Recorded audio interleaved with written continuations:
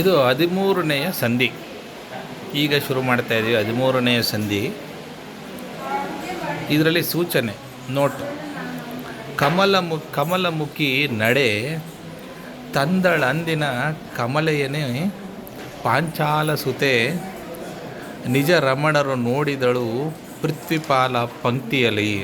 ಅಂದರೆ ಹಿಂದೆ ಕ್ಷೀರಸಾಗರದಿಂದ ಉದ್ಭವಿಸಿದ ಲಕ್ಷ್ಮಿಯಂತೆ ದ್ರೌಪದಿಯು ವಿವಾಹ ಮಂಟಪಕ್ಕೆ ಬಂದು ರಾಜರ ಸಾಲಿನಲ್ಲಿ ತಾನು ವರಿಸಬೇಕಾದವನು ಯಾರು ಎಂದು ನಿರೀಕ್ಷಿಸಿದಳು.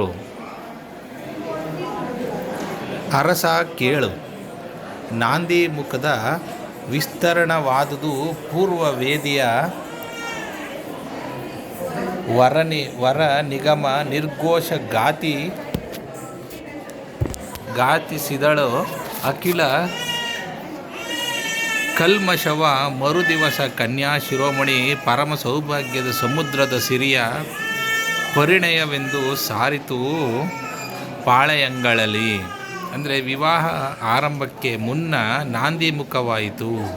ಪೂರ್ವ ವೇದಿಯ ಬಳಿ ವೇದಘೋಷವಾಗಿ ಸಮಸ್ತ ಪಾಪಗಳು ನಾಶವಾದವು. ಸ್ತ್ರೀ ಶಿರೋಮಣಿಯು ಸೌಭಾಗ್ಯ ಸಮುದ್ರದ ಲಕ್ಷ್ಮಿಯೂ ಆದ ದ್ರೌಪದಿಯ ಸ್ವಯಂವರವು ಮರುದಿನ ನಡೆಯುವುದೆಂದು ರಾಜರ ಪಾಳೆಯಗಳಲ್ಲಿ ಸಾರಿದರು. ತಿಗುರ ಗೆಲ್ಲುವುದು ಅವಶ್ಯ, ತಿಲಕಾದಿಗಳ ನೀಡುವುದು, ಮೋಹನದ ಮುದ್ದುಗಳ ಮಾಯೆಯ ಬೀಸುವುದು, ಸೂಸುವುದು, ಸೊಗಸುಗಳ ಹಗಲು ಕಾಹಿನಿ ರೂಹುಗಳ ಗಾಹುಗಳ ಮೆರವುವು, ಮನ್ಮಥನ ಕಾಳಗದ ಕಾಡಾಯ ಕಾಡಿ ಎಂದರು ಒಯ್ದು ಡಂಗುರವ. ಆದರೆ ಸ್ವಯಂವರಕ್ಕೆ ಬಂದ ಕ್ಷತ್ರಿಯರು ಸುಗಂಧವನ್ನು ಲೇಪಿಸಿಕೊಂಡು ವಶೀಕರಣ ಮಾಡುವ ತಿಲಕವನ್ನು ಇಟ್ಟುಕೊಂಡು ಕನ್ಯೆಯ ಮೋಹಿಸುವಂತಹ ವಸ್ತುಗಳನ್ನು ಇಟ್ಟುಕೊಂಡು ತಮ್ಮ ಸೌಂದರ್ಯವನ್ನು ಪ್ರದರ್ಶಿಸಲಿ. ಹಗಲಿನ ಪಹರೆಯಲ್ಲಿ ರೂಪಗಳ ಅತಿಶಯವನ್ನು ತೋರಿಸಿರಿ.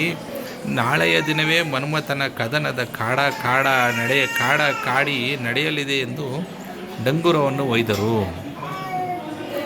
ಅರಸಿಕೊಂಡರು ನಿಖಿಲ ಪೃಥ್ವೀಶ್ವರರು ಮಾಯಾಪುರದ, ಕಾಂಚೀಪುರದ, ಜಾಲಾಂಧರದ ವಿವಿಧ ಸ್ಥಾನ ದೇವರಿಗೆ ಕರಿಮುಖನ ಕಜ್ಜಾಯದಲ್ಲಿ ಸತ್ಕರಿಸಿ ಸಂಶಯ ಭೇದವರ್ಗದ ಹರ್ಷದಲ್ಲಿ ಹೊರವಂಟ ರೊಬ್ಬರನ್ನೊಬ್ಬರು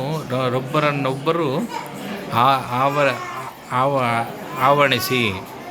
ಅಂದರೆ ಎಲ್ಲ ರಾಜರು ಹರಿದ್ವಾರ, ಕಾಂಚೀಪುರ, ಜಾಲಾಂಧರಗಳಲ್ಲಿರುವ ಸ್ಥಾನ ದೇವತೆಗಳಿಗೆ ಹರಿಸಿಕೊಂಡರು.